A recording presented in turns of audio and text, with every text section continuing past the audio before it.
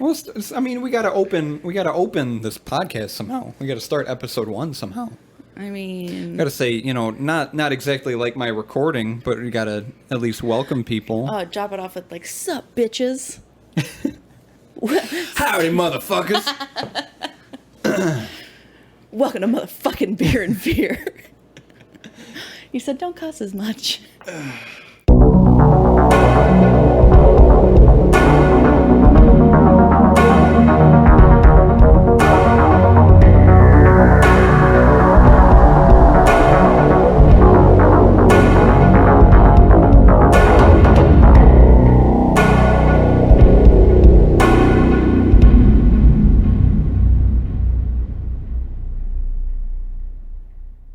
Welcome to the first episode of Beer and Fear. My name is Paige. I'm Zach. And we're going to spend the rest of the day talking about ghost stories. Hell yeah. We're doing it. We're finally doing it. We talked about doing a podcast for a few days. And it was probably more like a couple weeks. Been talking about doing a podcast. Been talking about it longer than that. And I'm glad that we're finally doing it. I'm glad that we're here together. I'm glad that you're here. I'm glad that we made this commitment to each other. Very excited. You want to tell me about your day? Well, my day was okay. I didn't do much of anything spectacular. I had work today. Work was okay. I was exhausted. I woke up at 3 a.m. There wasn't a lot going on today. I feel like I'm just working way too much. Saving a lot of money, which is great. Mm-hmm. I'm saving more money than I've ever saved in my life before. But I'm really fucking exhausted, and I desperately need a vacation. And I got a vacation coming up next month, which I'm really excited about. Going to Michigan. I'm going to have a lot of fun. I got 9 days off, like the second to last week of August. It was a good day. It was just, nothing exciting happened. It was just about the same as it has always been. But I'm glad that we're finally making time to do this. I think this will be great. This is, in my opinion, a better way to spend our time than playing World of Warcraft all the time. Hold up there, bub. I like World of Warcraft. I like World of Warcraft too. It's taken over my life.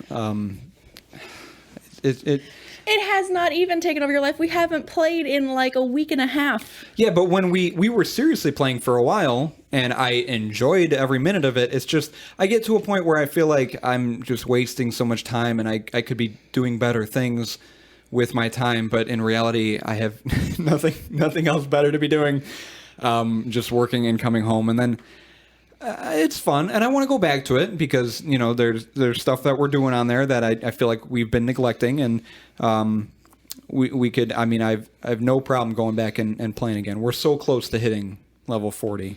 Or like 3 bars away. We should at least do that. Yeah, we should. I could have been level 60 by now. I know you could have. You have a lot more time to play than I do, but not anymore. Not with work now. That's true.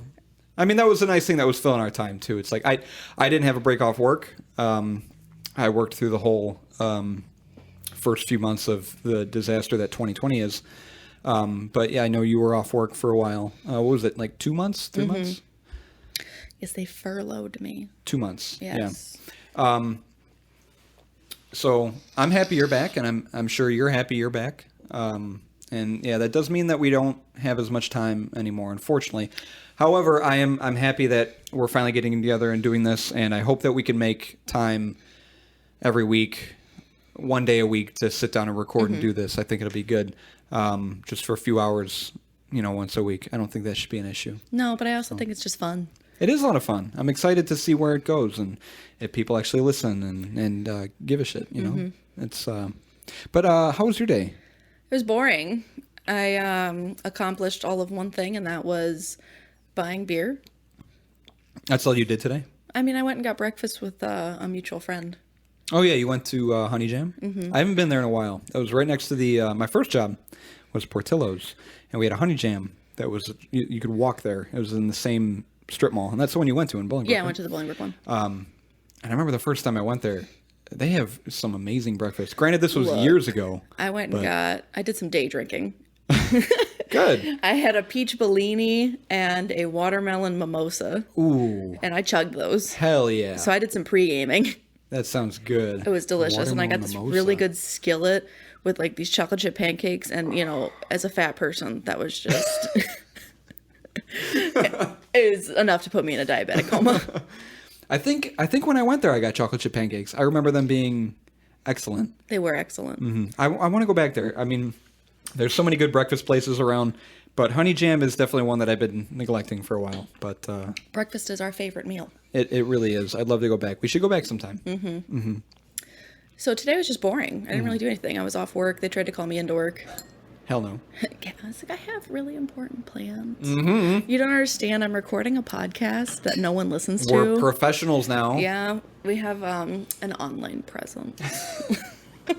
Finally. Oh my God. After all these years. I can be finally listened to on the internet. People can actually care about me. Yes, let me grow out a neck beard real quick and a fedora. They just pop out like What? Play-Doh. What? You know the Play-Doh toys where you'd like squeeze them and they'd like grow hair? Imagine that, Oh, yeah, but yeah. a fedora and a neck beard. The I live in my mom's basement playset. I feel like that would make Just some money. the whole fedora appearance. Yes, That's just amazing. a fedora. We should patent that. Just, Should take that idea. I feel like we should. Nobody take that. That's patented. That's Copyright. ours. It's ours. Yeah, that's mine. Yesterday, not as good of a day.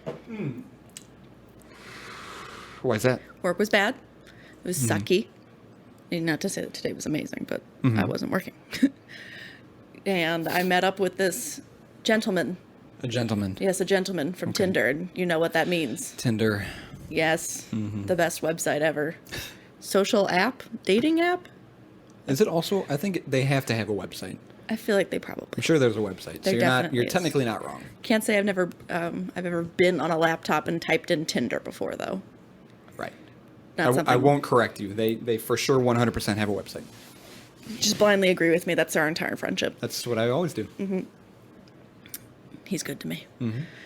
So we met up, and immediately just invades the personal space, grabs me by my chest, and I'm just like, "Oh, hi!" Right when you walk in. Nice to see you. First thing. Pleasure to meet you First too. thing on the itinerary. Yeah. Grab me by the front of my chest, like I'm a like bike. the front of my chest. Like the front of my chest. I said by the front of my chest. I could say boobs. Like I'm a bike. Yes.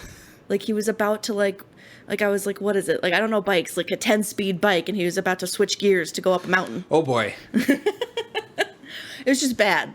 It was a bad Tinder date. I'm sorry. It was awkward. It You was seen this guy horrible. again? No. Never. I didn't think so. No. Probably not. I gotta say, these mics, especially when I get really up close and I start to use my podcast voice Oh, my podcast or my voice. radio voice, My they sound radio voice. they sound phenomenal. I wanted to in the first episode thank Jack, our good friend Jack, Oh, the boy. the boy, The son. for helping us out with all the gear and helping us get started. We definitely couldn't have done this without him. Super cool guy, and he's great. I miss him a lot. I feel like I haven't seen him in a while. Has been a minute. What else? What else is new? I feel like we talk so much already that there isn't a whole lot. We talk very often. Should we not talk the rest of the week that we're not recording? Yes, I agree. From now on, we can't talk to each other. Okay. This is the end of our friendship. Okay. It's been a sweet 4 years. Has it been 4 years? I feel like it's been more than 4 years. I also feel like it's been more than 4 years. I thought it was like 20. No. 20 years. 20 long years. We met when we were 5. What was it, like 2016?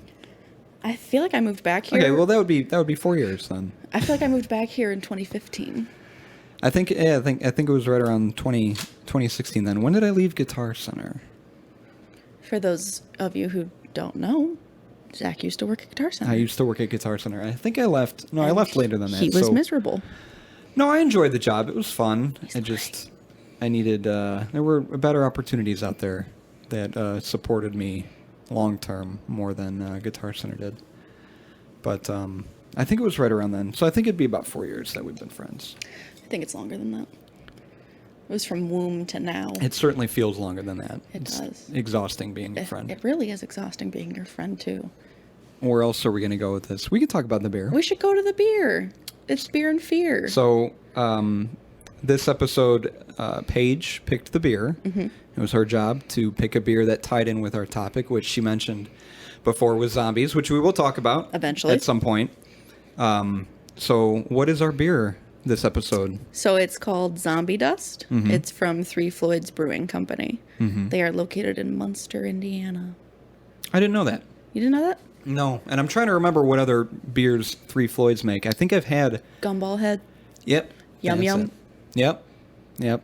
I They make a now. lot. Panzer Wolf. That's a good one. I don't think I've had Zombie Dust, though. You're missing out. Well, we're about to have it together. Yes. So this is how this podcast works. It is. Talk about beer and then drink it.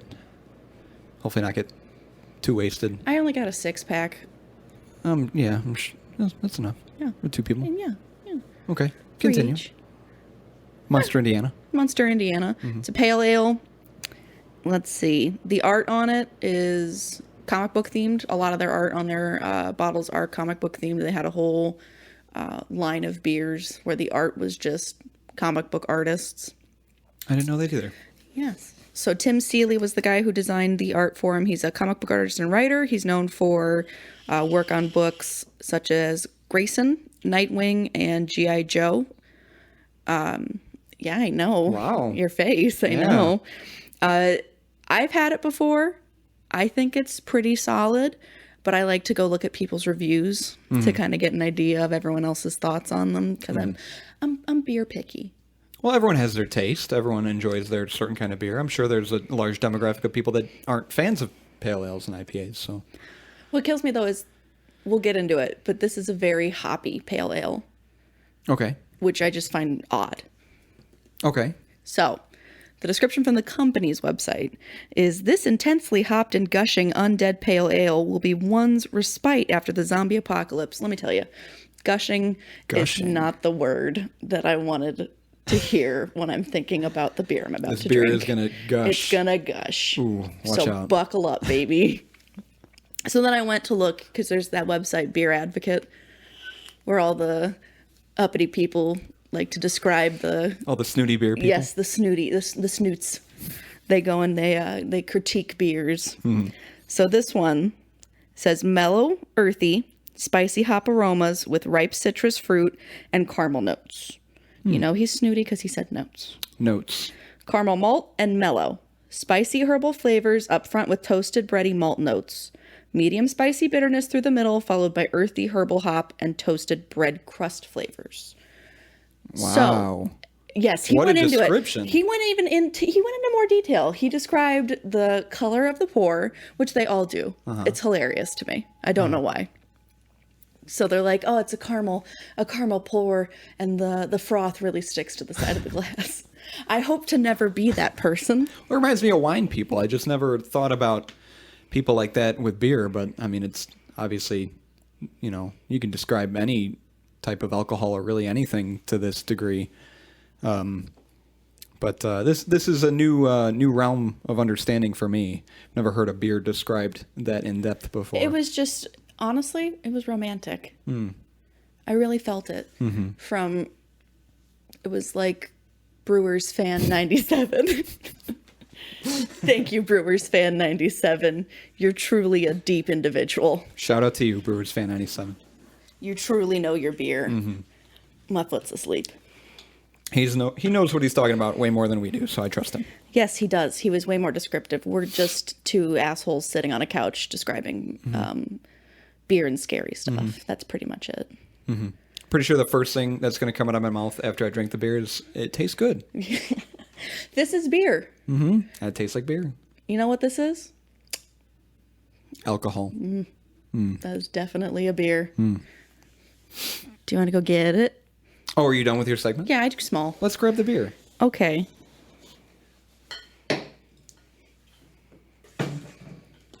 Do you feel the ambience? Do I feel the ambience? Yes.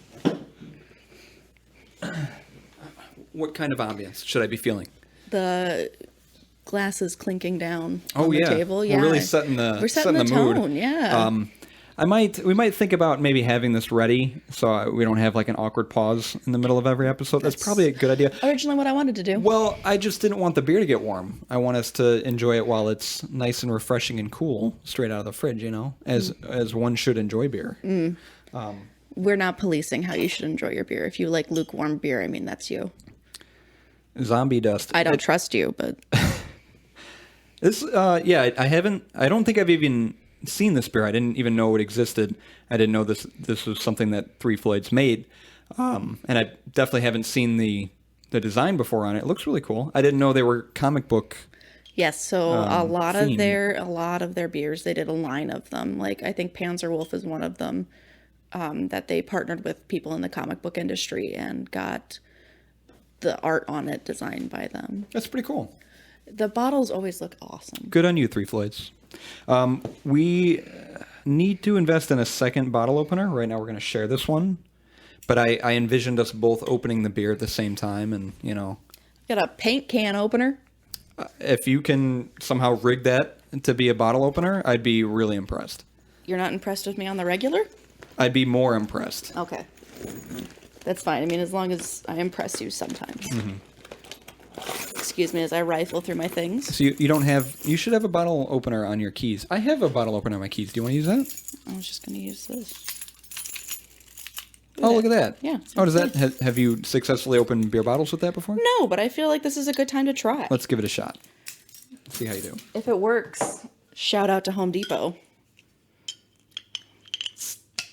Ooh, it's not going to work. Ooh.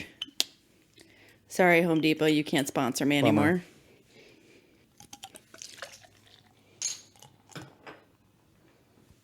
He pours his so nicely.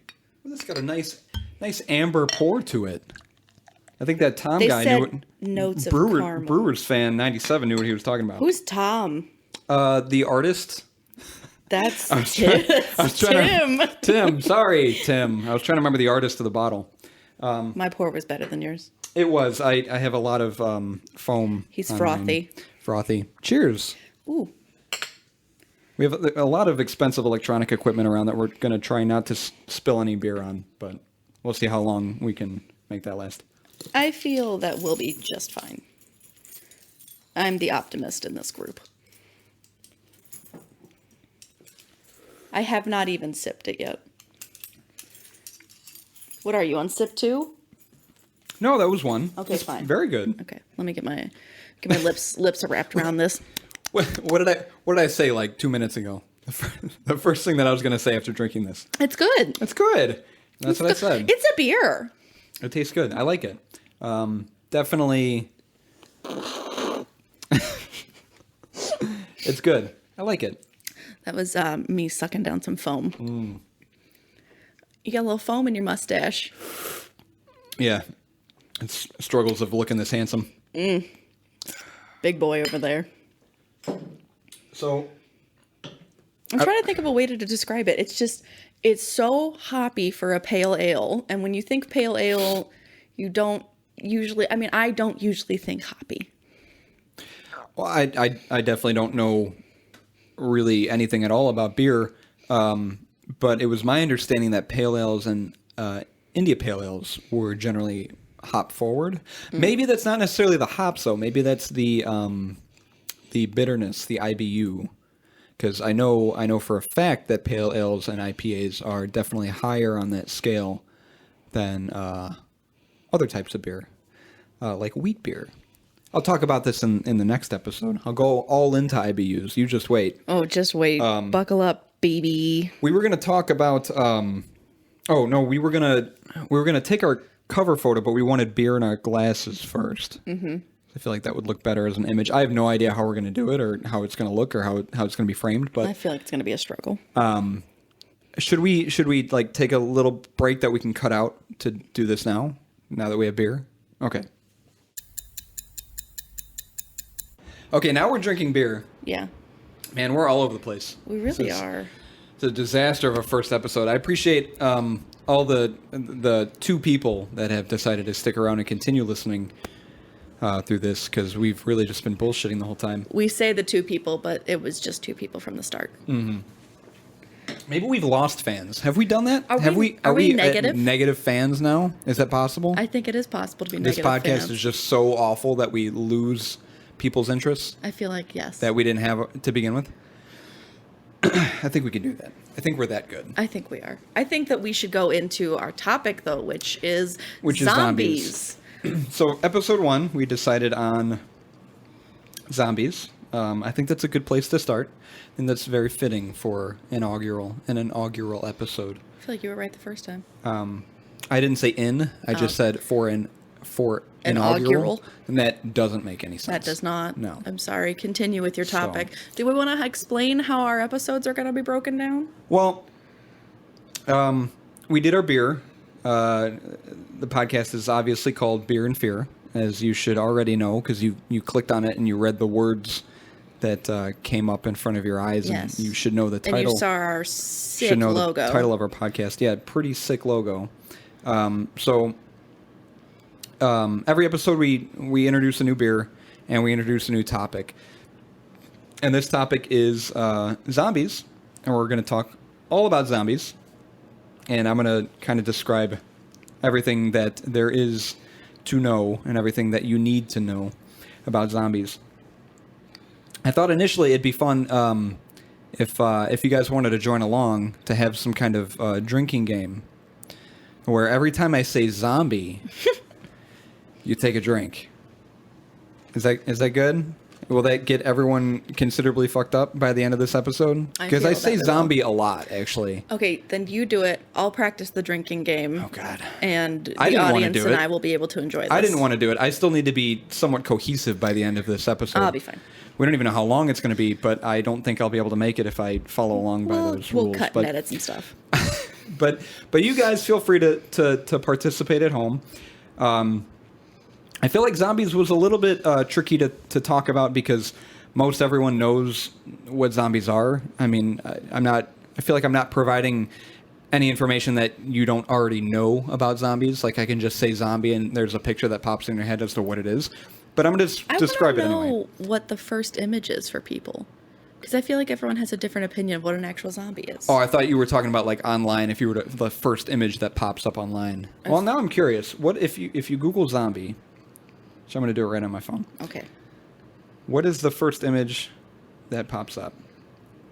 It is. Oh, that's scary. This guy's scary. Oh, I don't like that. Is that like a Walking Dead zombie? That looks like a Walking Dead zombie. It's probably someone from Walking Dead. But the first thing that actually came up in the search results was the Cranberries song, "Zombie." Oh, I forgot about that song. Which I would play right now if we knew that we weren't going to get sued. Yep. And have to pay a pretty hefty fine. But you guys know the song "Zombie" by the Cranberries. Great band. I was very sad when I found out the singer passed away because she's got such a great, unique voice. And I was never really into the Cranberries a whole lot, but I dig some of their stuff. So "Zombie" by the Cranberries, and actually there's a Disney musical comedy that's called "Zombies," which I didn't know existed. Isn't that like a kid show? Like it's one of those like straight to Disney TV movies? It is a movie. I don't think it's a show, but I had no idea what it was. I punched in "zombie" on Google, and that was one of the first things that came up too. Apparently there's a musical comedy called "Zombies." It's stylized in all caps. And I didn't bother to look into that. That was the extent of everything that I needed to know about that. That's a solid decision. Right. I don't think I'm interested at all about that. But I looked past that, and I actually did some decent research. So I'm going to talk about what zombies actually are. I need a sip of water. He's much more organized than I am. I'm all over the place. What a Scorpio. I'm discovering that it's difficult to speak with drinking beer. Are you a Scorpio? I am a Scorpio. Oh my God. It's like I know you. I was born in October. That makes me a Scorpio. A lot of people have very strong feelings about Scorpios. A lot of people don't I don't like them. Why? I'm kidding. I love you. Oh. So what are zombies? They're also known as the undead, ghouls, or walkers, as made famous by AMC's The Walking Dead. I'm sure you've seen it. I have actually. They're typically reanimated humanoid corpse. They're typically a reanimated humanoid corpse or a humanoid being bitten by another zombie and given the zombie virus. They're often portrayed with discolored, decaying, or rotting flesh, loss of limbs or organs, unhinged or dislocated jaw, arms extended forward. I do want to say, and I apologize for your interrupting during It's going to happen a lot. Oh, Just probably. get used to it. Extended forward. Zombies are like my biggest phobia. Your phobia? I am terrified of zombies. What? Yes, like I'm genuinely terrified of zombies. I didn't know that. I thought I told you this. No, I didn't know that at all. I thought I told you this when you picked the topic. I don't remember that. Why are you scared of zombies? I don't know. I think maybe I watched a movie as a kid or something, and it's just one of those things, where you see something as a child and it Emotionally scars it's you. traumatic for life. Yeah. Or like you have like a bad incident with something and you can't eat that something again, or I follow. like I can never eat cheddar popcorn again.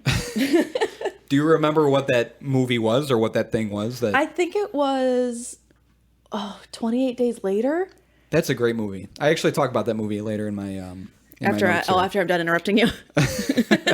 But yeah, no, that's a good movie. That's one of my favorite zombies. Genuinely terrified of them because I feel personally that it is something that could happen, which may make me sound crazy, but like No, a lot of for the people stuff think that. I go into, I feel like makes it seem like it could happen.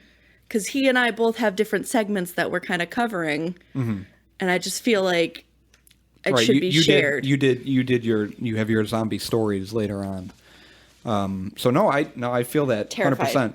I never really thought of zombies as a thing that people had a phobia about, and that people were scared of zombies, because obviously zombies aren't yet a thing. I mean, I definitely think it could happen, but anyway, they're often often portrayed with discolored, decaying, rotting flesh, loss of limbs, unhinged jaw, arms extended forward, optionally, and a slow gait. Generally, they move pretty slow.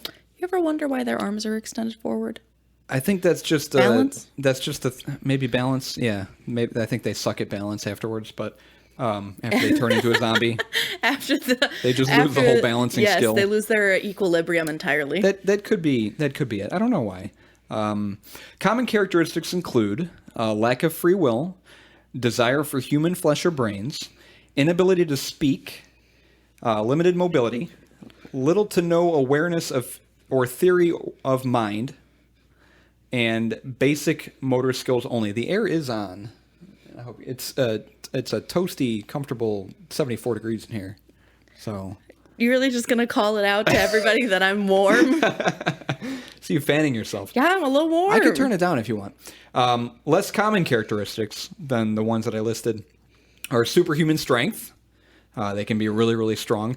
Superhuman speed, as noted in 28 Days Later, the movie.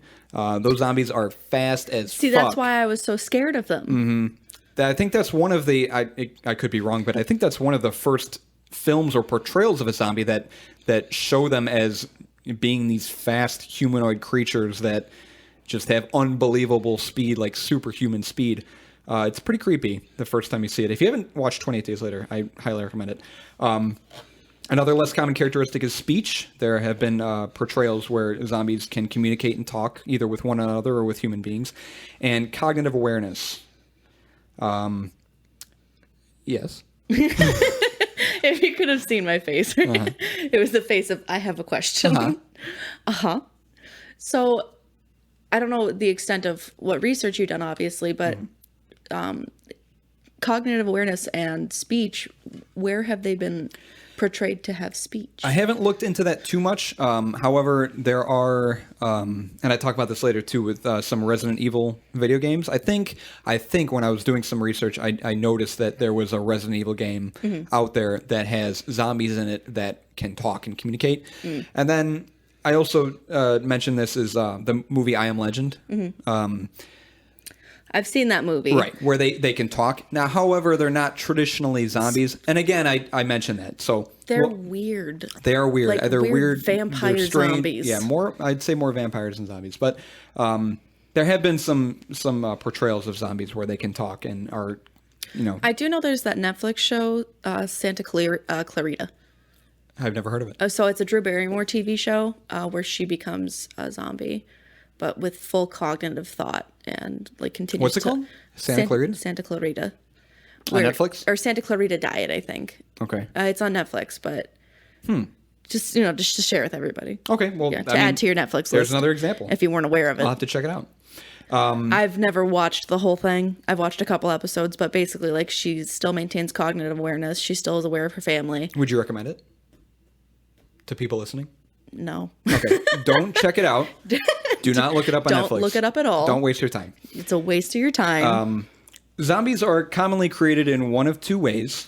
They begin as a normal human and become infected, commonly done through biting. The whole science, scenario where it's the, transmission of blood or saliva or DNA or whatever.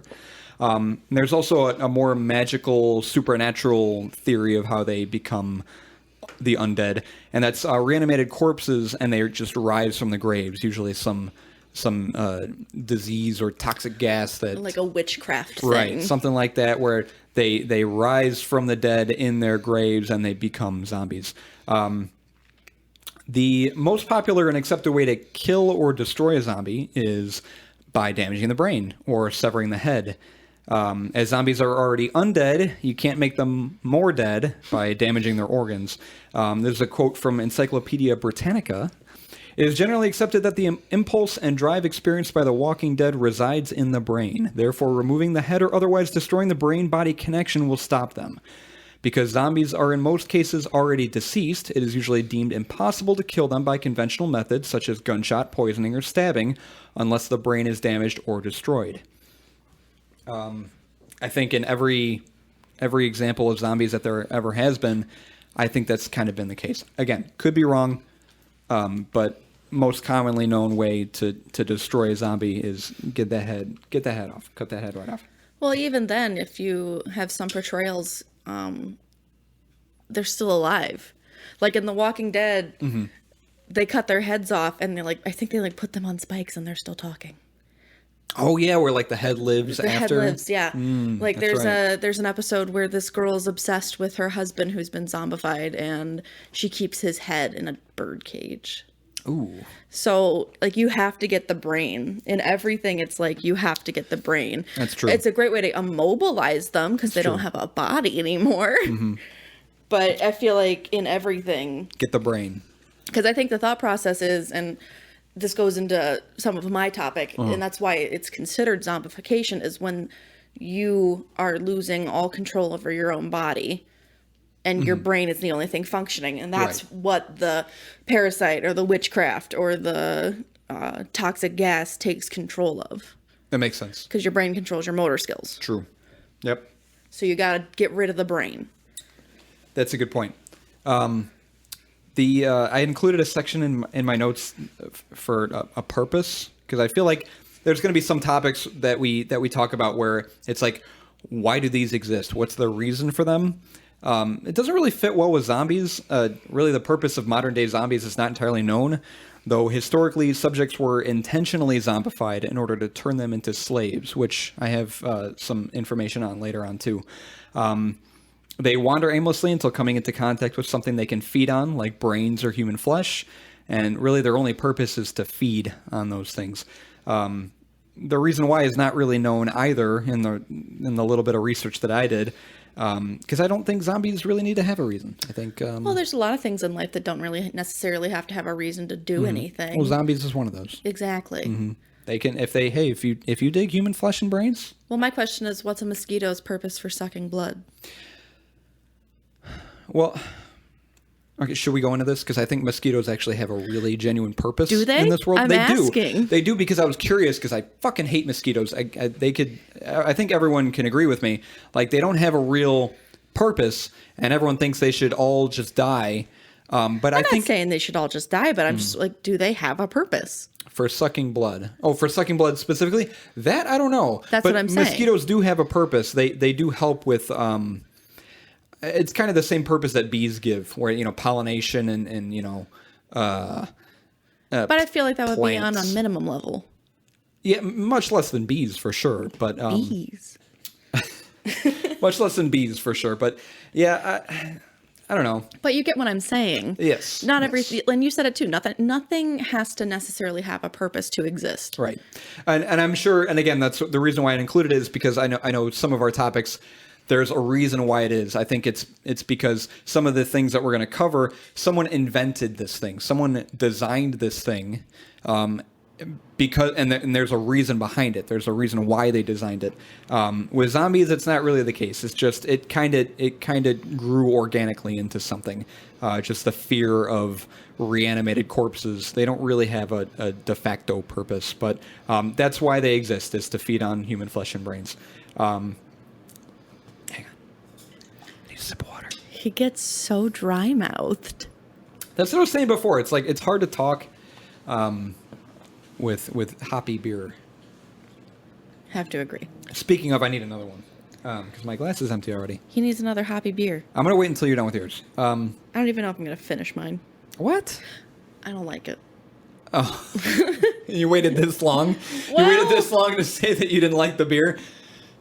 Our inaugural beer decision. I mean, well, you picked it. So. I did. I didn't think you were a fan of pale ales to begin with. Not that often. Well, no, they usually. The name is very fitting, so I'll give you props to that. See, there was another one I wanted to get, and it was only available during Halloween. Well, maybe come Halloween we can do that. So, but I'll wait till you're done. I'll wait a little bit. Maybe I'll get a new beer when I'm done with my segment, but which is another 2 hours. So the history of zombies. Let's start with the etymology. The English word zombie is first recorded in 1819 in a history of Brazil by the poet Robert Southey in the form of zombie, spelled Z-O-M-B-I. It's actually referring to the Afro-Brazilian rebel leader named Zumbi, and the etymology of his name in Zombie. I don't know what any of this means, but I'm just reading my notes. The Oxford English Dictionary gives the origin of the word as Central African and compares it to the Congo words Nzambi, N-Z-A-M-B-I, which means God, and Zumbi, which means fetish. So God, fetish, something a blend of those two. It's a little weird. That is a little weird. In Haitian folklore, Haiti, a zombie is an animated corpse raised by magical means such as witchcraft. So it's got a couple roots as far as the etymology and the history of the word goes.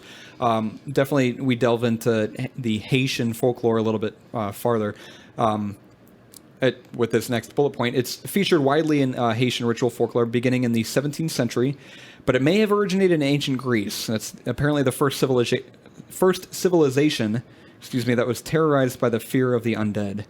I've got a quote here by History.com. Archaeologists have unearthed many ancient Greece graves which contain skeletons pinned down by rocks and other heavy objects, assumedly to prevent the dead bodies from reanimating. Or they buried them alive. Or that. I didn't even think about that. They said, here's some heavy rocks. Yeah, some heavy rocks. We don't want you to come back up. Just chill out. Sleep with the fishes. Mm-hmm. And zombie folklore has been around for centuries in Haiti, possibly originating in the 17th century, when West African slaves were brought in to work on Haiti's sugarcane plantations, and brutal conditions left the slaves longing for freedom. According to some reports, the life, or rather afterlife, of a zombie represented the horrific plight of slavery. Another drink of water. I just feel like maybe you shouldn't drink beer. I'm going to have one more. English professor Amy Willens has written that the modern concept of zombies was strongly influenced by Haitian slavery. Slave drivers on the plantations, who were usually slaves themselves and sometimes voodoo priests, because that's just random, they used the fear of zombification to discourage slaves from committing suicide. Ooh, that is shitty. Yep. Don't want to be a zombie. Don't kill yourself. The Haitian tradition also includes an incorporeal type of zombie, the zombie astral, which is part of the human soul.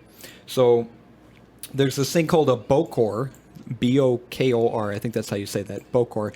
It's a voodoo practitioner, and a bokor can capture a zombie astral to enhance his spiritual power.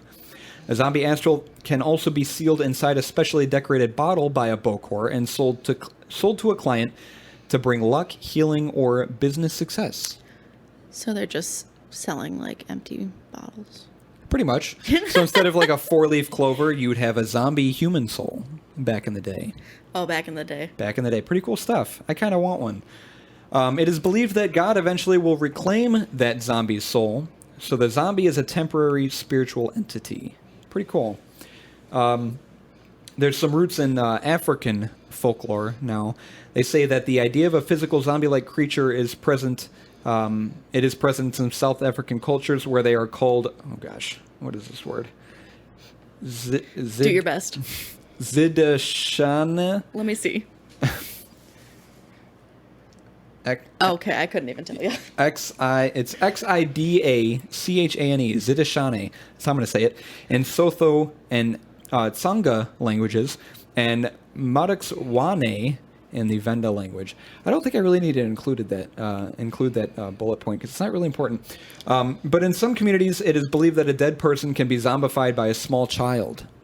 Whoa. Yeah, these small kids running around just zombifying people. Whoa. Watch out. I'm confused by that. It is said that the spell... I don't know why it's small children. I don't know why small children specifically didn't Maybe really... that culture just fears children. It didn't... It could be. It didn't really explain that. I fear children. Children are scary. We don't... Just avoid children in general. It is said that the spell can be broken by a powerful enough Sangoma, which is a South African healer. I actually have a picture of a Sangoma. I was curious as to what they looked like. Those are Sangomas. Why are they so cute? They are adorable. But also, like, I wouldn't fuck with them. No, they'll heal you right up. You got an ailment, they're gonna heal get you. Mm-hmm. Keep you healthy. They're pretty cool looking. I kind of want to be one of those and maybe a second life sometime. That'd be fun. I'm reborn as a Sangoma.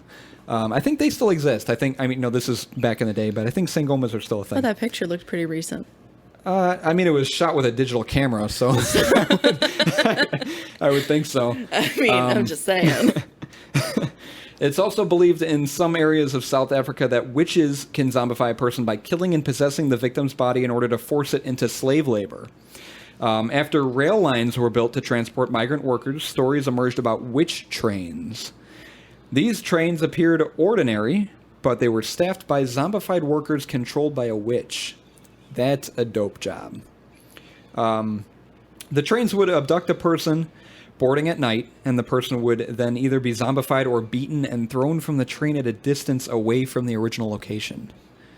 So you get on that zombie train, and you're not necessarily guaranteed you're going to make it at your destination. I'm going to just say, who gets on a zombie train?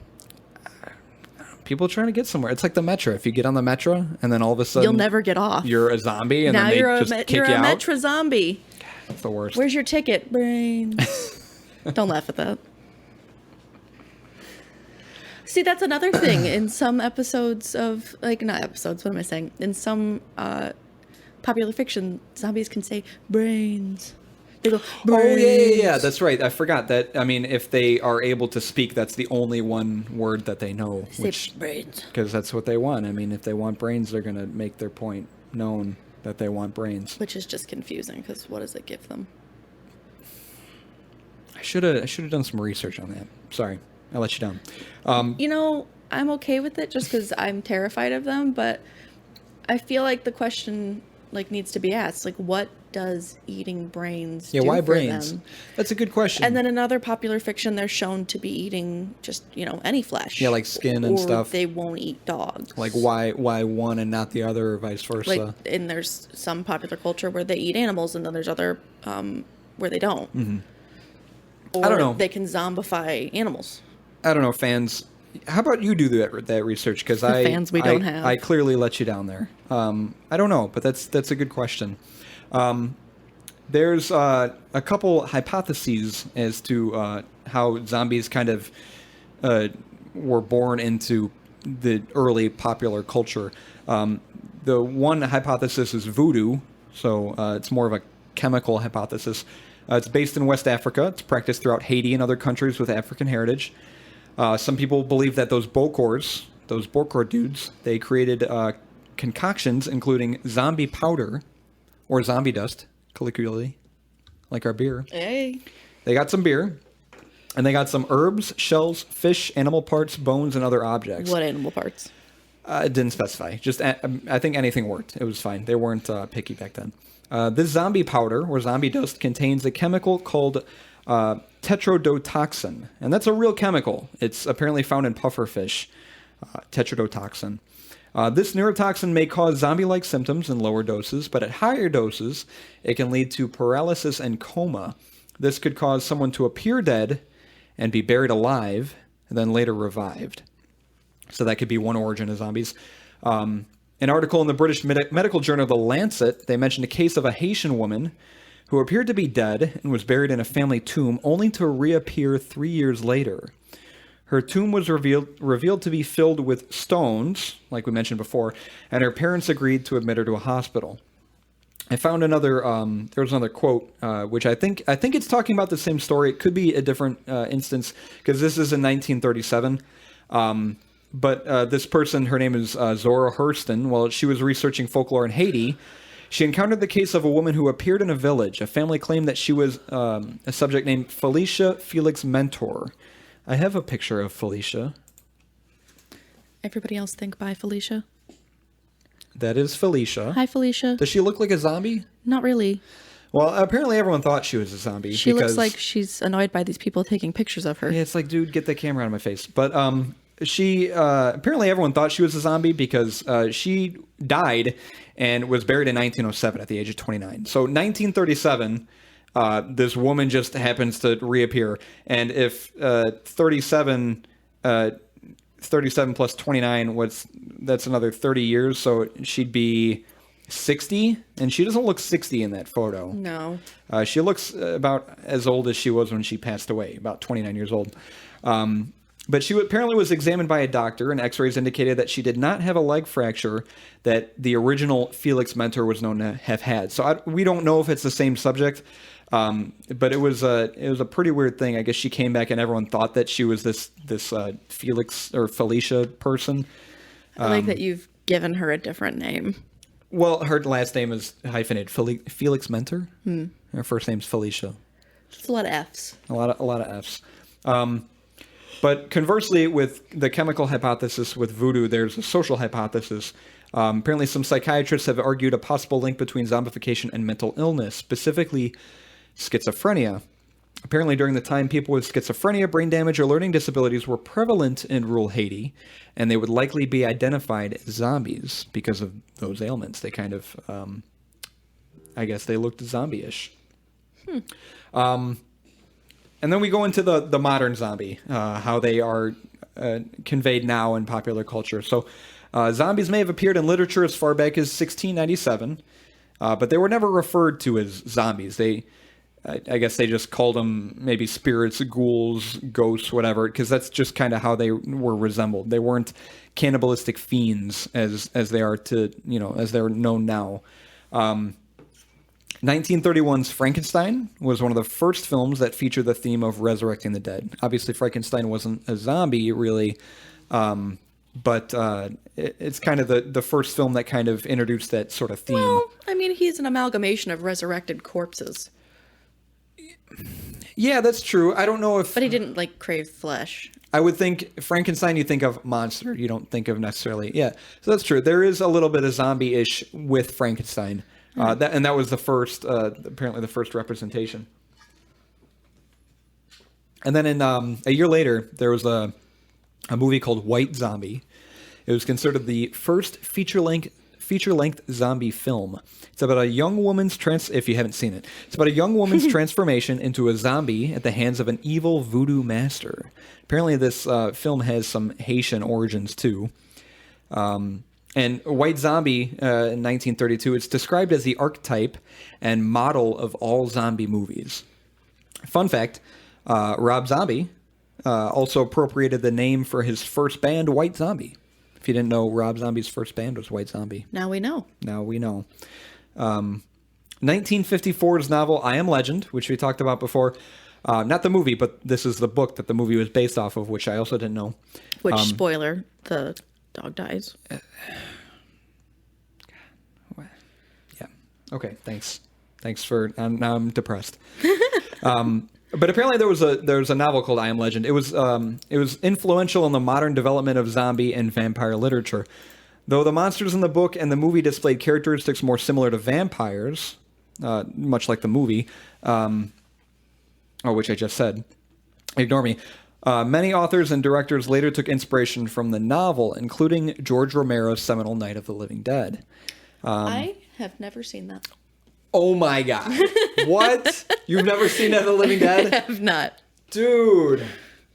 We should have watched that before doing this episode, because that's the iconic. As someone who has a genuine fear of zombies, do you true. think Yeah. I actively search them out? I still think you should watch it though, because it's a cool movie. It's really old, but it's one of the first breakthrough zombie films. It's super cool. But yeah, apparently I Am Legend was some inspiration for that movie. And then author Stephen King even said, books like I Am Legend were an inspiration to me. Some film critics also noted similarities to 28 Days Later, which we also talked about. Tim Kaine, who did not design the graphic on the bottle of the beer we're drinking. This is a different Tim. He is the producer, lead programmer, and one of the main designers of the 97 computer game Fallout, which I'm sure you've heard of. Love me a good Fallout. Never played. Okay. This book was how an individual would handle thinking that he was the last survivor on Earth. So apparently it's a really good novel. It's really old. If you can get your hands on it, definitely check it out. Maybe I'll do that after this episode. I'll buy it and see if I can read it. But the movie was really good too. Okay, so all I remember from the movie theater, which I will not discredit, that was a great movie. Mm-hmm. Really good movie. I enjoyed it. All I remember was all of the women in the audience screaming for a shirtless Will Smith. Oh, of course. I mean, well, any movie with Will Smith in it is it's obligatory. He needs to be shirtless at some point. I mean, because that's what the people want. I'm looking up I Am Legend. I Am Legend the movie came out in 2007. It got a 68% on Rotten Tomatoes. So apparently it wasn't a blockbuster breakthrough movie, but I enjoyed it. I know there's some people that really hate it and really rip on I Am Legend, but I think it's a solid movie.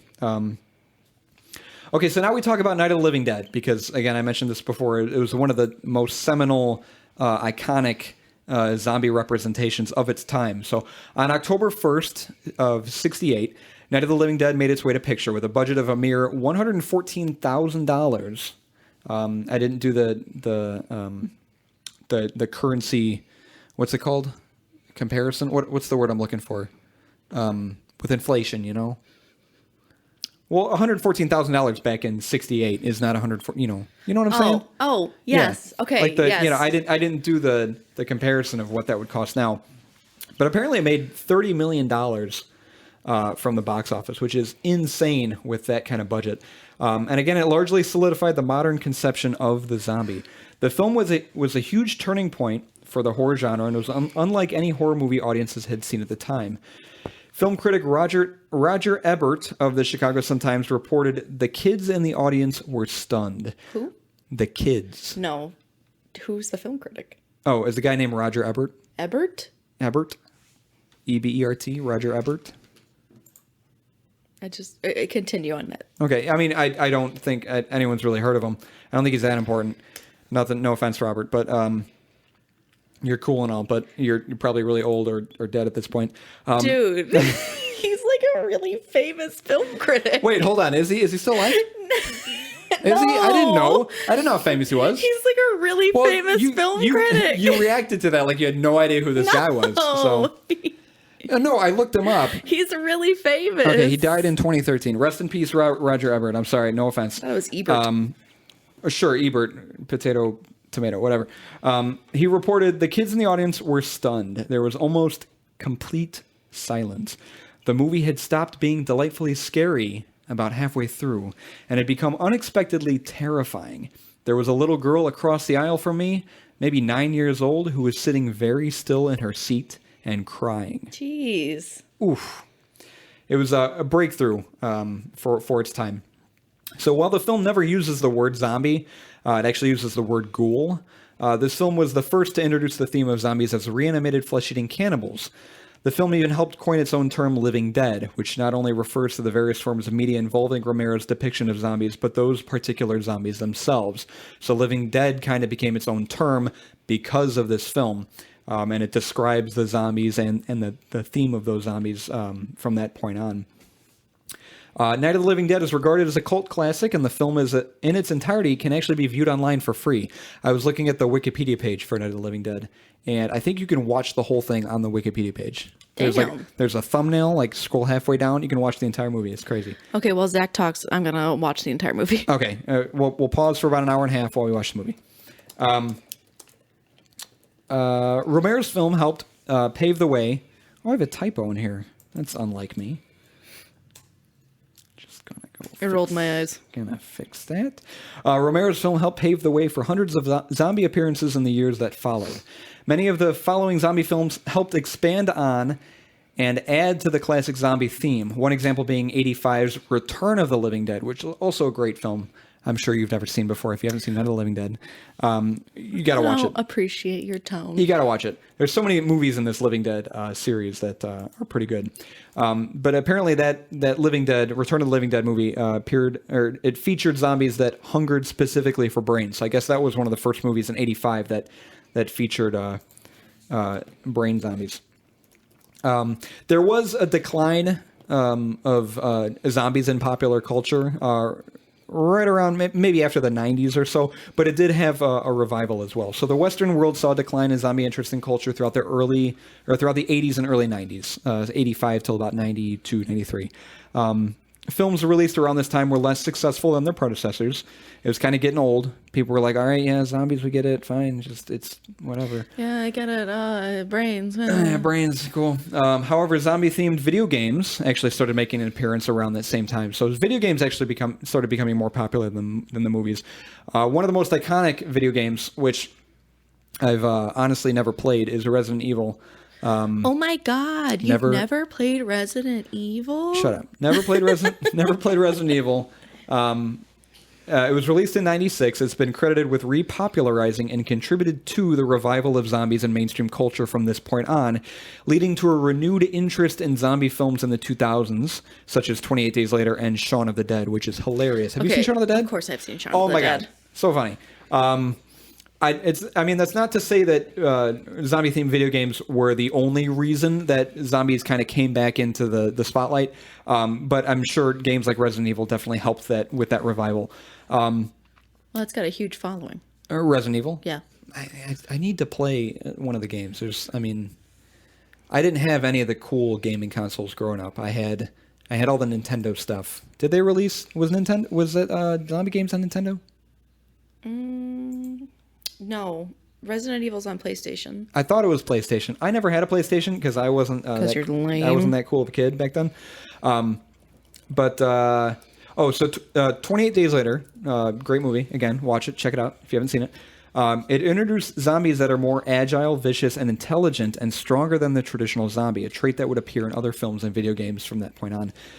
In 2010, The Walking Dead began airing on AMC, and by 2013, it had the highest audience ratings in the United States for any show on broadcast or cable, with an average of 5.6 million viewers. Oh, it's popular as hell. In the 18 to 49-year-old demographic. That's insane. I remember back then when Walking Dead blew up, I got hooked on it as well, just like the majority of the population that were checking it out. I mean, it was such a great show. It did have kind of a decline later on in the future seasons. I think I stopped watching around season 4. Something like that. The only reason I watched it, and it was recent, was because Jeffrey Dean Morgan is in it, and he plays a villain, and he plays that villain a little too well, and I'm into it. Oh, yeah? Does he? Hit me with a baseball bat, please. I think that's a good enough reason to go back to it. But he's delicious. That's a reason to go back to it. But I also think back to because what year you say it came popular in? That was 2013. Well, it was released in 2010. It debuted in 2010, and then by 2013, it was just blew up. Right. So I'm flashing back to when I was in school. Right. And everyone would be wearing those stupid Walking Dead T-shirts, and everyone would talk about The Walking Dead. That was a huge thing. And then everyone would talk when everyone was talking about Breaking Bad. Yep. I mean, I got on that Breaking Bad train as well, but I have never watched a single episode. you gotta. Breaking Bad's so good. See, that's what I hate. You need to watch. What do you mean? Oh my God, you just gotta. It's so I know, good. You don't I know, understand. I know. Well, I hate that too because everyone literally does it for every show ever. And I mean, the shows that they've watched. I mean, I'm doing it right now with Breaking Bad, but I mean, that's the same reason that I stopped watching The Walking Dead because at the time, I mean, it's around the same time that Breaking Bad became a huge hit as well. It was around those same years, but there were just so many shows out there that I was trying to keep up with, and Walking Dead just kind of fell under the radar. Unfortunately, it was a really good show. It gets weird. Honestly, Like most things trying to stay relevant, it gets weird. yeah.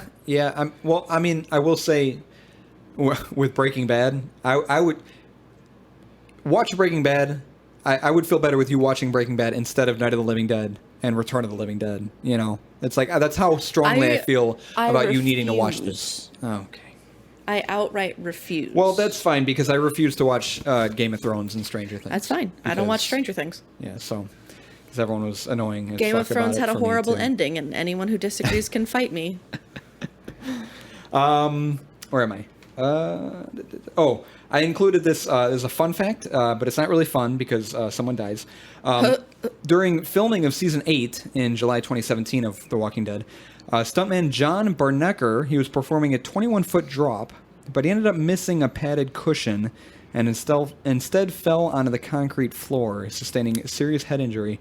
Although he was rushed to a hospital, his injuries were too severe and he was taken off life support the next day. AMC and the show's cast and crew expressed remorse for the accident, shutting down production for several days to deal with Bernecker's funeral. Did he come back as a zombie? Ooh, you know what? That'd bring this whole thing full circle. That would be full circle. That'd be insane.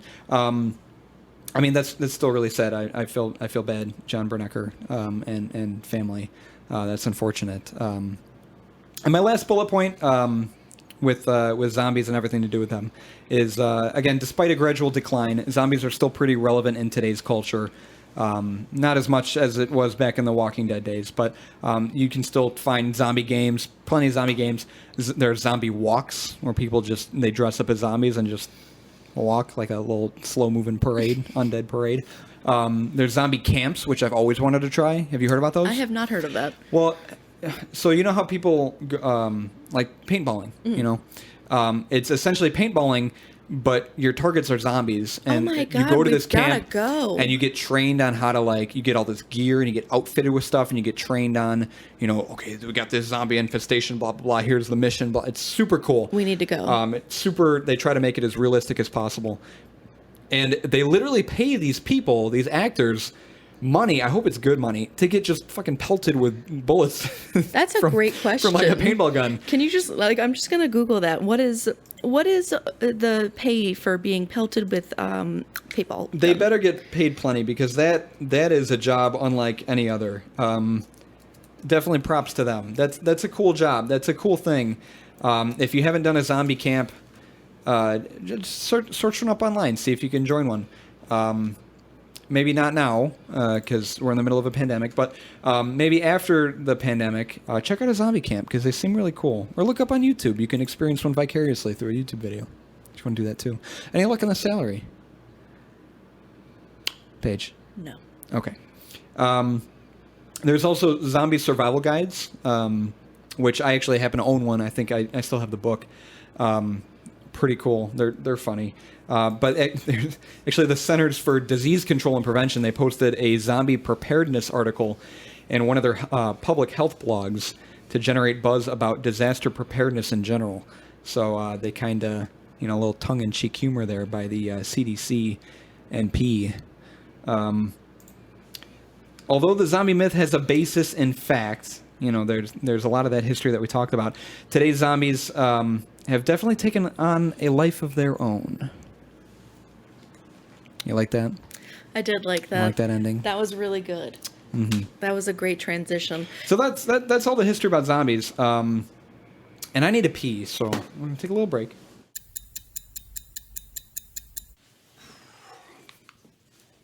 What you doing over there? Don't worry about it.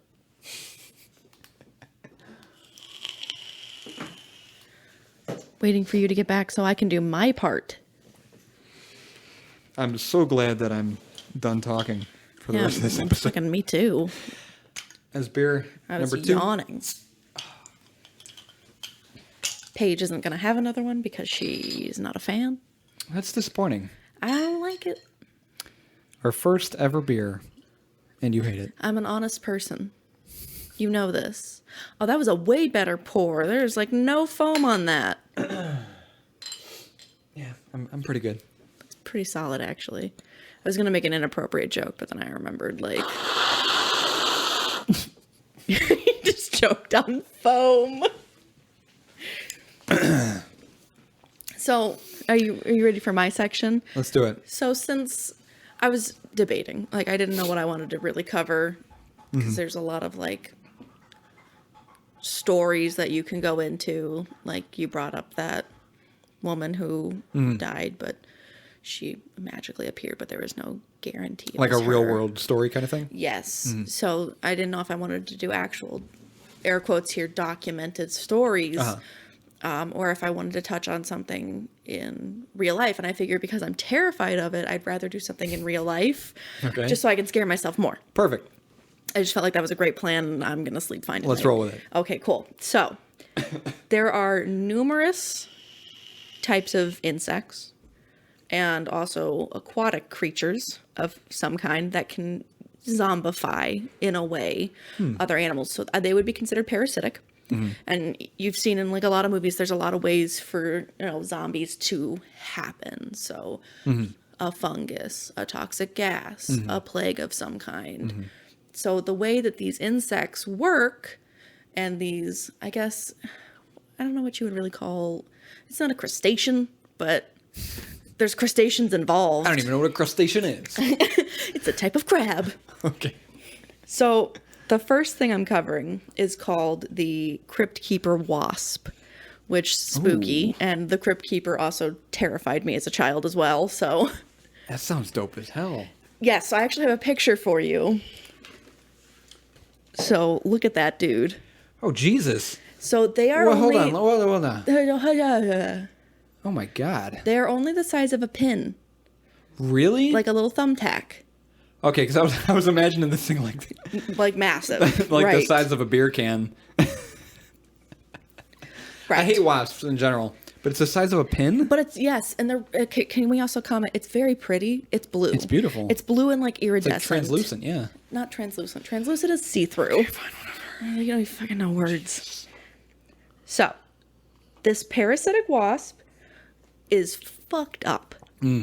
Which most parasitic things are. So this one... Which most wasps are. That's a good point. That's a solid point. I take that back.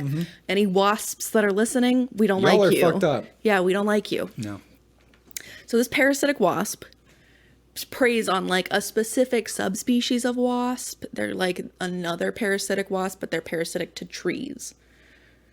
Okay. Right. So they like plant... A little parasitic inception going on. So what they do, the species that I'm not talking about. Right. Let me keep it straight here. The species that parasites or has a parasitic relationship with trees lays their eggs inside of a leaf, and it forms what's called a gall or a crypt, if we're talking about the Crypt Keeper wasp. Right. It's super cute, right? Adorable. Exactly. Bring the whole family. So they lay their egg, and they would normally chew their way out and go on and live their shitty little wasp lives. Like little assholes. But when the Crypt Keeper wasp becomes involved, it comes over, finds the gall, lays its egg either next to or inside of the previous species of wasp's egg, their larva. Okay. And then that larva eats its way up and out of the head of the tree parasitic wasp's egg. Yes. It's pretty brutal. I have a diagram for you too. So what it does is normally it would chew its way out and then leave the leaf. It would leave the gall. What the parasite does is tells it to not chew as big enough hole as it normally would. So its head gets stuck. Like a cork in a wine bottle. Oh, wow. It like plugs up this exit from the gall, and then the parasite climbs out of its skull. It eats its way out of its head. Wow. Yes, it's super fucked up. Jesus. You want to see the diagram? Yeah. That's insane. It's pretty fucked up. So it shows you. I mean, I've heard of stuff like zombie ants and stuff like that, but I didn't know like that much went into like it mind controls it to tell it not to So like. they actually don't know what it is that it does that controls it. They don't know if to tell it to not bite a large hole for it to escape yes, just its head. They don't know how it does it. That's wild. They have no idea how this wasp controls the other wasps to do it. From the articles I've read, which the most recent article I could find was from 2019, an older article was from 2017, and they still don't know 2 years later. Interesting. So this is the diagram. But it literally just chews its way out of the other wasp because it's small enough. Isn't it wild? Oh, wow. Oh, yeah, look at that. Look at its little head. So there's actual ways of zombification in real life that make it more terrifying, and it makes it more scary for myself. Mm-hmm. So my segment is shorter than yours. My segment's always going to be shorter. I have another story, but my segment's shorter. You should tell your other story. So basically, and they've done a test. Hang on, I have hiccups. And a burp. Beer will do that. Yeah, it does. So there's actually a test done that they took this subspecies of wasp, this parasitic wasp, and found out that they don't prey on like one specific species of wasp. They prey on 6 different species of wasp. Okay. Which is strange because usually there's a co-evolution between a parasite and a host. They wouldn't usually bounce around from like host to host. They're like opportunists. They parasite like 6 different species of wasp. But they refuse to go towards anything that's, so like the gall where they lay their egg, they won't go for anything that's furry or anything with thorns. So like they did a test. They're like, how do they go after these, these eggs? How do they know where to look? They actively look for something that is easier to get into. Sure. So they look for nests that are easier. I guess you could call them nests. They look for galls that are vulnerable. So that species specifically looks for them. It was like this weird level of coevolution where they were just like, hey, yeah, these guys don't lay their eggs on prickly things, so I'm going to go ahead and just kill your baby. Opportunists. Interesting. It's fascinating. Isn't it? Creepy, which is what makes me think like, and granted, there's different things. There's a lot more. There's fungus that can control them, like everyone's seen. I feel like everyone's seen the zombie ants. Yeah. Because that's the first thing that came to my mind. Was like some kind of spore or something like affects the mind of an ant, and then it causes the ant to crawl up like the stem or like a tree or like a plant. So you're combining 2 different things. Okay. So there is a parasitic, or well, a fungus really. I wouldn't really call it parasitic, I guess. A fungus that's sole purpose is to constantly reproduce, and they use ants to do that. Different ones. I can't remember the actual Latin name for it, so I'm just going to call it zombie fungus. Yes, how dare I not know Latin? An almost extinct language. I thought you were going to come prepared for this podcast. Yeah, you didn't even look up why zombies eat brains. So if you want to go ahead and take that hypocrisy out the door. Thank you, Mr. Voop. So, back on my track. Where was I going with this? I was combining 2 things, which I didn't even know. Right. So there's different kinds of fungus. So the one you're thinking of is actually a parasite, I think a worm, that goes into a caterpillar, gets it to engorge one of its feelers and pulse.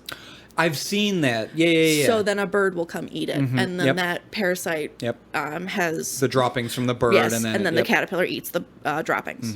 And that's actually something similar that happens to roly-polies. I've seen that. I distinctly remember this this video that I watched. It was like an ant, and he was, I don't know if it's similar, but he was like standing on the edge of a leaf, and like he was taunting, essentially, saying, "Hey, all you birds, come eat me," and shit. to come by and eat the ant because it was making itself more vulnerable by standing out on the edge of the leaf.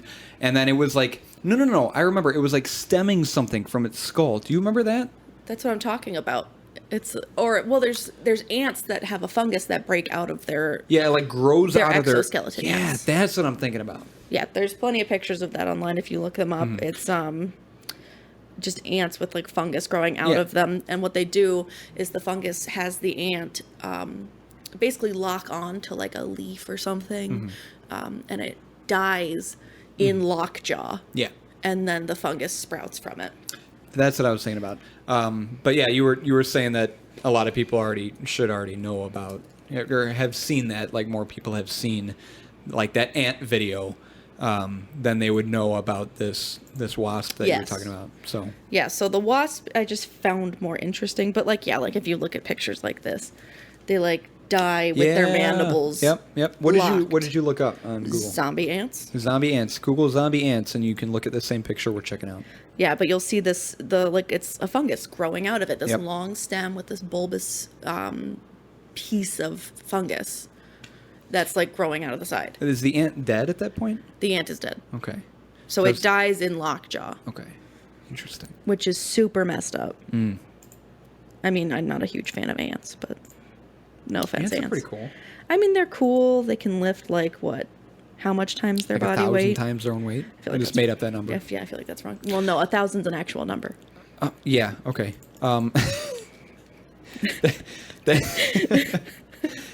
Right, you're correct. But they also like build bridges and shit. Like, if you've seen like ants yeah. like get together and like Look, they we've all seen Ant-Man. go across a body of water and shit. I have not seen Ant-Man.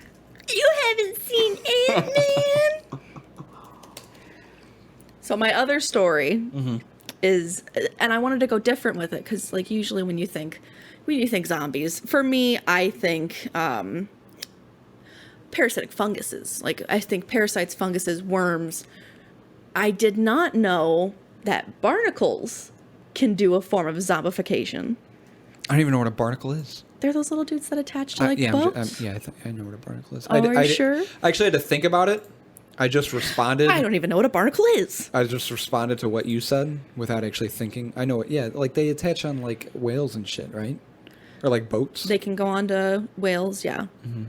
So they're, I wouldn't really call them parasites, just a part of the ecosystem, I guess. But they can be an annoyance. An annoyance, yeah. Yes. The oven beeped, which means it's pizza time. Yes, excuse us while we eat pizza. Okay, barnacles. Yes. So this species of barnacle, which I'm going to butcher the name, but it's Sacculina. So I don't know if it's one of the... I don't want to say it now. No, you got to say it. I feel like I'll be It's wrong. in your notes. You got to say it. Oh, it's in your notes. You got to say it. I feel like it'll be like one of those weird words that it's like you pronounce with a ch. Like but the it's 500 weird words I said in my... Yes. that So I like just completely butchered. either you say How it- would you say it? For me, I want to say like with a k. So like Okay. like Sacculina or something. That's but exactly how I would say it. But I feel like it's something else. Well, for all intents and purposes, it's Sacculina. Yeah, as of right now, it's Sacculina. Uh-huh. But it's probably like Sasculina or Satchulina. Or it's like Lina. You don't even pronounce it Lena. There's so many ways. The S is silent. So I found this article and I love the opening, so I'm keeping it. It says, it's a story of crab meets barnacle. But with a twist. So the female Sacculina, Aculina, Lena, Dracula. Yes. Following. Barnacle wants to nest inside of crabs. Okay. But for some reason, it just loves crab. It's got to go inside crabs to And I make its love crab, nest. too. Crab is delicious. Crab's amazing. You're right. We should become barnacles. Yes. So it looks for a place to like get inside of the crab, which this can take a really long time. Okay. She's got to work for it, basically. Yeah, it sounds like it. So what they do is, let me find my point. So she like basically settles down onto the crab and like gets rid of her barnacle body. Like she's just a little gelatinous lump Okay. that like attaches to this crab. Does that make sense? Yes. I have a picture. of them with it. But basically what they look like is a tumor coming out of a crab butt. Why the butt? Do crabs have butts? I think crabs have butts. Okay, look at this. Looks like the worst case of kidney stones. Oh, God. Oh. It looks like a giant tick. That's what seriously, it looks like, oh, like I hate, like, I don't know what it is about ticks. I can't, like, if you look up a picture, like, just a giant engorged tick. That's what it looks like. Okay, those are nasty, though. It's disturbing. Okay, so. That poor crab. She burrows into the crab, grows until she infiltrates every crevice of the crab's body. Through its butt. Through its butt, which this can take years, like I was saying. Sounds like your date the other day. Whoa.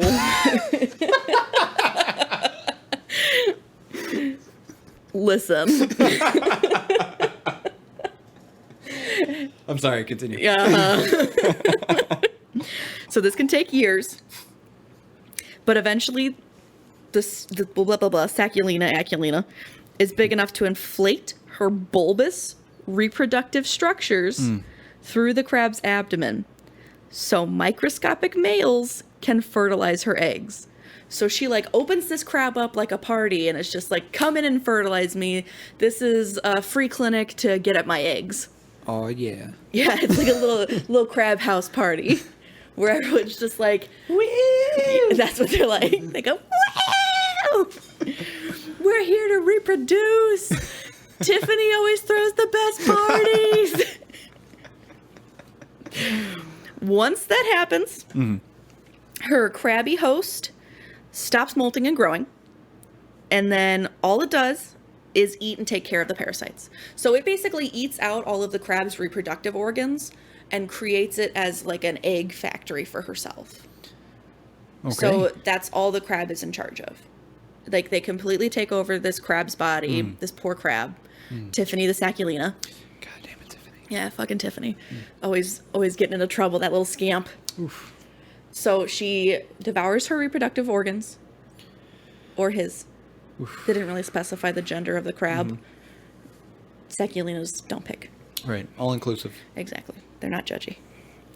So then the babies are incubated inside the crab's abdomen. And since part of her is inside the crab's brain by now, she also hijacks its egg-carrying behaviors, which you can have male and female do that because the males know how to care for the eggs as well. And then basically disperses them. The Sacculina. Yes. Disperses the eggs, which will all fly off to go take over crab bodies.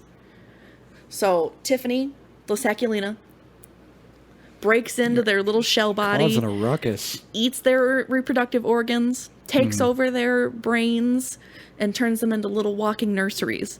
Wow. And then has all these people come in, all these little Sacculinas come in, not wiping their feet on the doormat to fertilize and get their Sacculina sperm everywhere. Damn. Yeah, Tiffany sucks. Why is it? I feel like you have to If give your it a name name. is Tiffany, we're sorry, okay? Not you, Tiffany. Not just you, like Tiffany. Tiffany the Sacculina. No. But yeah, that's what happens. I didn't even know there were so many, like, again, I knew of those ants that everyone has seen a video of with that thing sprouting from their skull. I didn't know there were so many, like, freaking crabs, freaking wasps, like, how many other, like, animals, like, fucked up animals are there that, like... I don't know if I call it fucked up, but, like, you question, what is the purpose of that? Just to reproduce. This organism Right. that takes over, all it wants to do is find a host and multiply. Right, which and is why take over. everyone goes down that path with zombies where it's, that person is gone. They're just a walking corpse. That's sole purpose is to eat flesh or brains. And then my question is going to be, why? What is that purpose?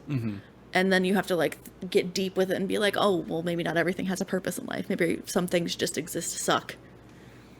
Not to say that zombies are real, but let's all pretend that they are for the purpose of this conversation. Yeah, I mean, in hindsight, that I don't know. I mean, in the research that I did, I didn't really see anything that poked out at me that really explained why brains, why human flesh. I think it was just from the incarnation of zombies, just, introducing these things and having this new concept that no one had seen before.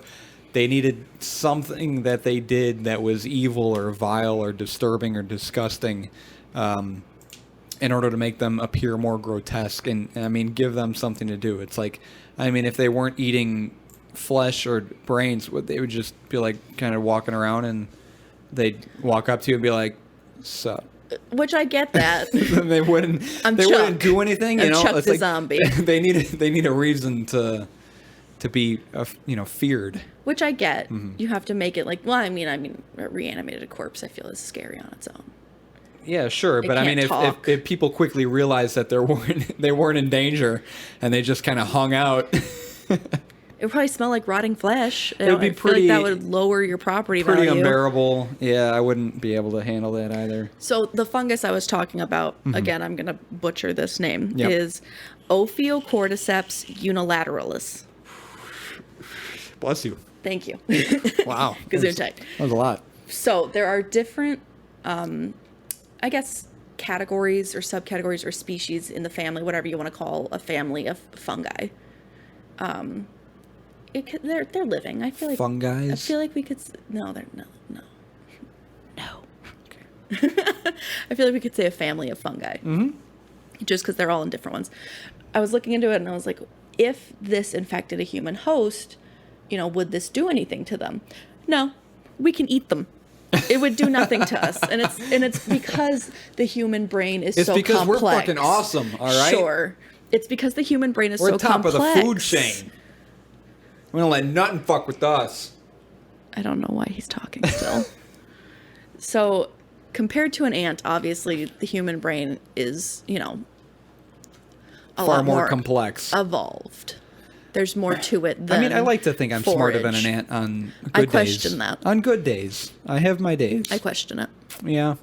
Me too. It's okay. Yeah. Uh-huh. So, we can actually eat things these fungus that infect ants and cause them to climb up leaves, bite down, get lockjaw, and then become a little gardening pot. Would you want to? Do they taste good? I feel like there are some instances where you can. Like, put them in a cast iron and fry them up with some olive oil and some garlic? Are you just really thinking about this right now? I'm really hungry. I can tell. I can't wait for this pizza. So I have to look, but there's a ton of fungus in this subclass of fungus. Okay. The fungus class is the Ophiocordyceps. Mm-hmm. The unilateralis is the one that specifically targets ants and is like a parasitic or a fungal zombie. Okay. Yes. Oh, a genus of the family. That's what it is. Sure. Yeah. So the full family is Ophiocordyceps to something. Good job. I nailed it. So it was first described in 1931. So it's been around for a while, but there are 140 species that grow on insects. Like in total, or of just this one genus? It's just this genus. Wow. It contains 140 that can grow on insects and control them. And we can eat all of them? I can try all of these. I can fry all of these up with garlic. So I'm assuming, there's got to be one on this list because it's a very extensive list of ones that are poisonous. But yeah, that's what I'm saying. Like something that turns an ant into a zombie won't do shit for us. Mm-hmm. But then I feel like, what if somebody went super evil villain, took this fungus, genetically mutated it, and made it so it could infect a human host? Why hasn't anyone done this yet? It's such a good idea. Patent. Nobody take that. We're copywriting it. Wow. We're copywriting it. That's our idea. Nobody can take it. So. That's our idea. We're going to take over the human population. Exactly. Fuck it. But I love that if you look it up, it's can this infect humans?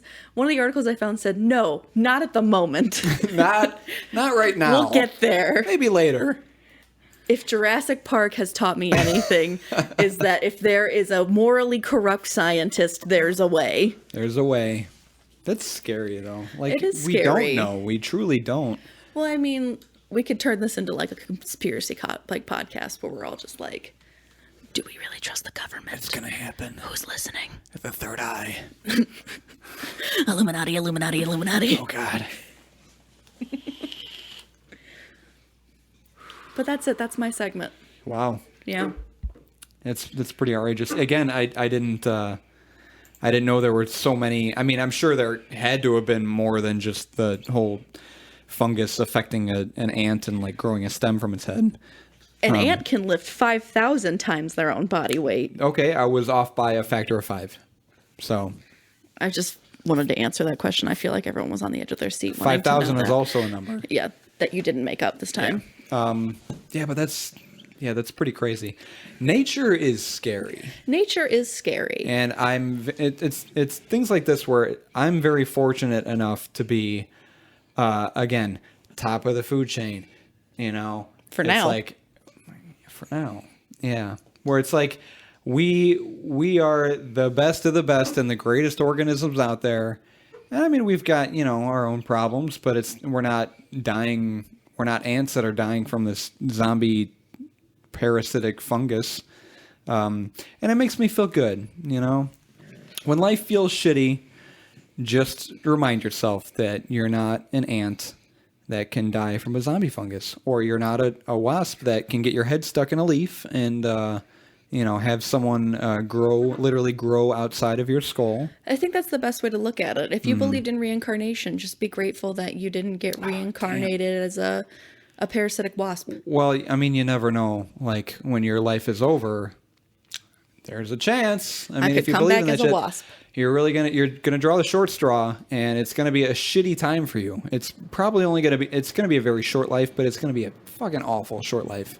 And then just hope you get reincarnated after that as like a kitten or something. Cause that's the way to come back. Because that's what we all want to be, is just cute little kittens.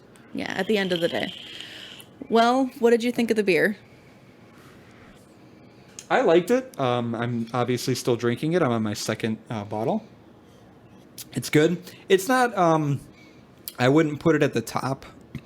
Excuse me. I wouldn't put it at the top of any sort of ranking. I mean, it tastes like a pale ale. It tastes like an IPA. It tastes like many IPAs that I've had before. But I'm glad that I tried it because, again, I didn't even know zombie dust was a thing. And I'm glad that this episode allowed us to discover. That felt like a very much like, the more you know. It is. You know, that Three Floyds, they got their shit down. They know how to make a good beer. I've had Gumball Head before. I've had, what was the other one? Yum Yum. Yum Yum. I've had Yum Yum before. That's a very good one. And I'm pretty excited to try more craft beer out in our following episodes. So this was a good one. I want to try something that's a little less known. I'd like to get... Oh, of course. Yeah, like to get real weird with the beer. But for me, I'm not a fan. I don't like hop. I really don't. I'm not an IPA person. Right. It's not my thing. I knew that going into I can kind of like power through it. Mm-hmm. Which I feel isn't something you should ever say when you're trying to enjoy a beer. Because I do. And I'll fucking drink it. Yeah, I guess I'll fucking drink it. I can drink it. It's okay. Yeah, I mean, you have a third of a glass left. Yeah, really. I know. I couldn't even finish the bottle.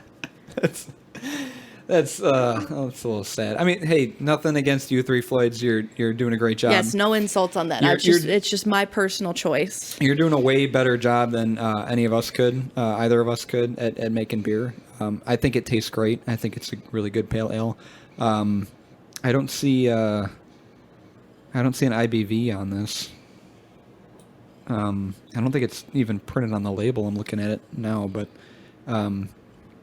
I would say it's pretty high, maybe 6-7%. It's got some. It packs a punch. It's good. You could just be a lightweight. I also know another. Well, I haven't had anything to eat today. I had some leftover pasta for lunch, and it was a very small portion. Again, which is why I'm very excited about this pizza. There you go. Paige just looked it up. It's 6.4 IBV. Or I'm sorry, I've been saying IBV. It's ABV, alcohol by volume. 6.4%. Not bad. But I also know there's another type of beer that you're not a huge fan of, and that's porter or stout, like Guinness. I mentioned to you sometime last week that I had. Well, actually, I restocked my Guinness stock in the fridge. Got 4 more cans of Guinness. I forgot about how much I love Guinness. I did not forget how much you love Guinness. It's just silky smooth, and there's no bite to it. We'll have to do an episode where you pick out a Guinness, and hopefully I like it. Well, I was kind of alluding to next episode. I know you're not a huge fan of that kind of beer, but that's going to be our next beer. I think it's a porter. It's either a porter or a stout. Don't say the name. They're very similar. No, you got to tune in for next episode. Figure out what our beer is. Hopefully you can buy some and enjoy it with us. I don't know how that would be possible since you'd be listening to it in real time as it would come out. So you'd have to listen to the beer segment up until the point where we mention the name of the beer that we're drinking. You'd have to pause it and then get in your car and then drive to a store and buy it. Dedicated fans. And then come back and pour a glass and then, play the podcast, which by all means, hey, if, we support that. We support that decision. But yeah, it's either a porter or a stout. I'm really looking forward to it because I love that kind of beer. I think it's going to be great. I'm looking forward to the next topic. Yes. I'm a huge fan of the next topic. And actually, I was the one who picked zombies. The way that we kind of plan to structure our episodes is every other episode we switch off. So one of us picks an episode, and then that person who picks the episode picks the beer and then does the story, so that the other person does all the research and background in the middle. So I actually picked zombies. However, Paige was the one who picked our first beer and did our story. So we're off to a great start, apparently, because we already fucked up the format. We're already following our format. The format perfectly. of the first 2 episodes. So next episode, I picked the topic. No, I'm sorry. You picked the topic. Yes. I picked the beer.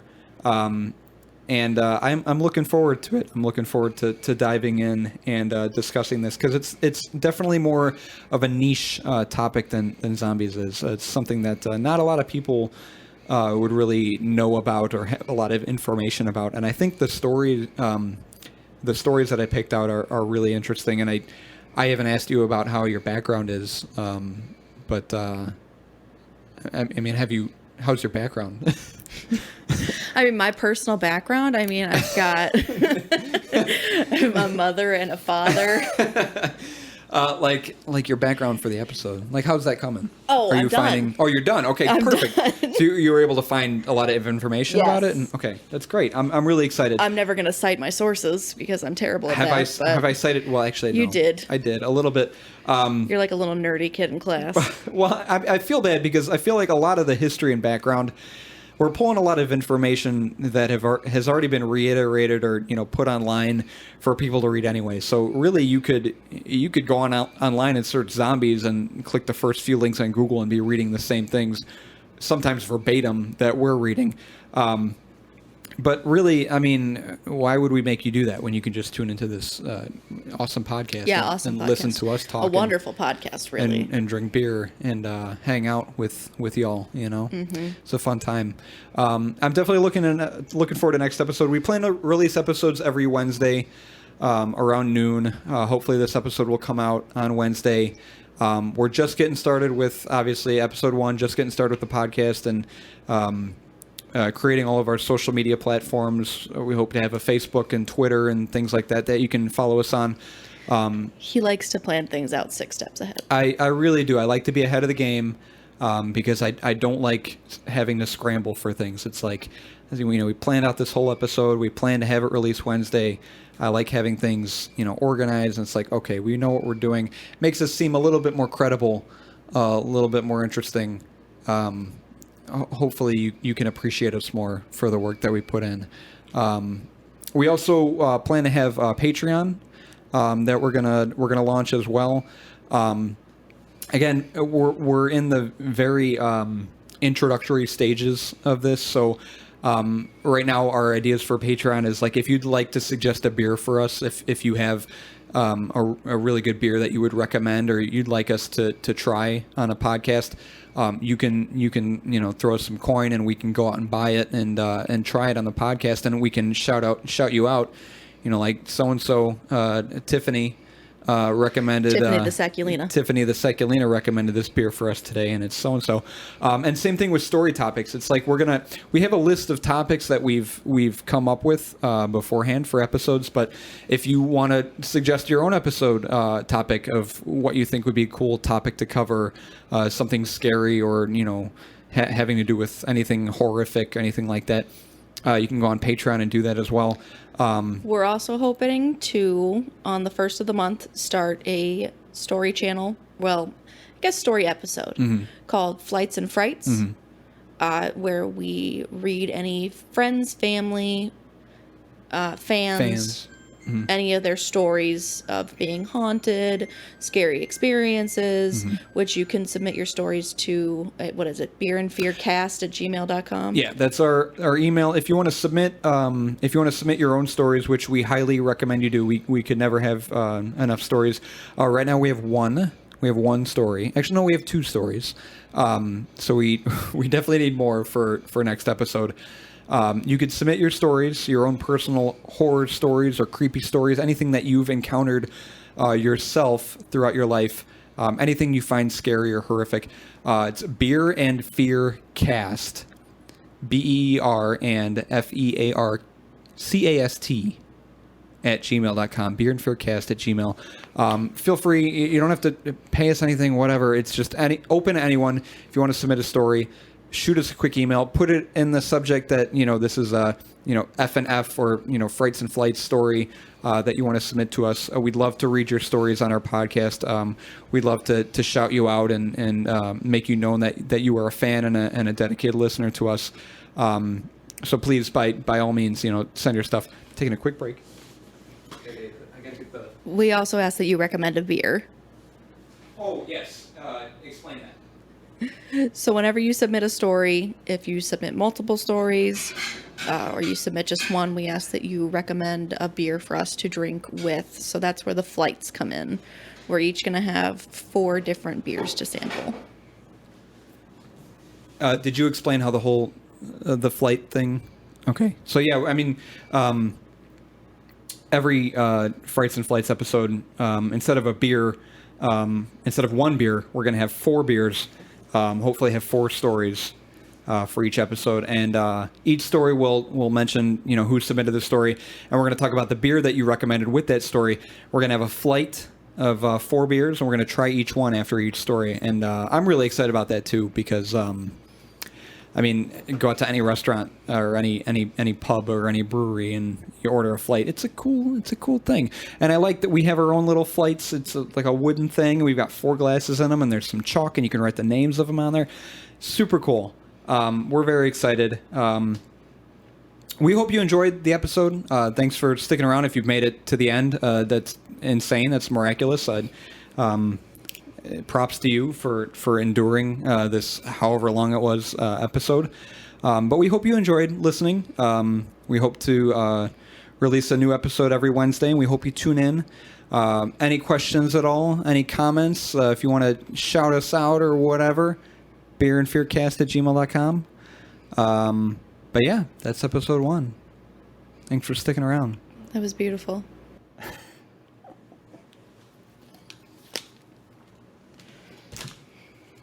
Oh gosh. I got sweaty ears. Swears. What are those? Swears?